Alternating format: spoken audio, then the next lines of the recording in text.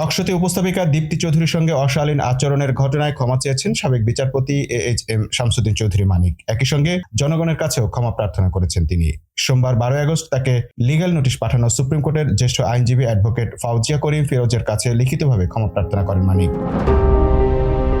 আইনি নোটিশের জবাবে সাবেক বিচারপতি মানিক লিখেছেন, তিনি একজন হাইপারটেনশন ও ডায়াবেটিসের রোগী।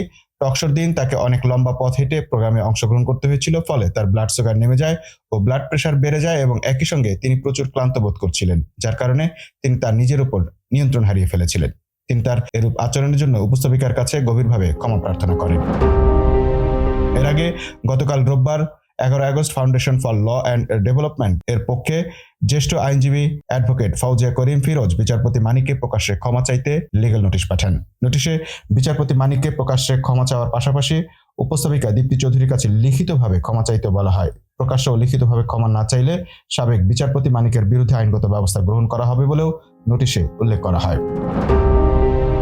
কোটা সংস্কার আন্দোলন ইস্যুতে সম্প্রতি একটি টেলিভিশন চ্যানেলে আয়োজিত টকশোতে আলোচক হিসেবে অংশ নেন সাবেক বিচারপতি শামসুদ্দিন চৌধুরী মানিক। কিন্তু আলোচনার এক পর্যায়ে মেজাজ হারিয়ে সঞ্চালক দীপ্তি চৌধুরীর উপর ক্ষিপ্ত হন তিনি। পুরো অনুষ্ঠানে বেশ কয়েকবার উপস্থাপিকার উপর নিজের ক্ষোভ ঝাড়েন এবং উচ্চবাচ্য করেন। শুধু তাই নয়, অনুষ্ঠান শেষে স্টুডিও ছাড়ার আগে উপস্থাপিকাকে রাজাকারের বাচ্চা বলে আখ্যা দেন। ঘটনার ভিডিও সামাজিক যোগাযোগ মাধ্যমে ভাইরাল হয়ে যায়।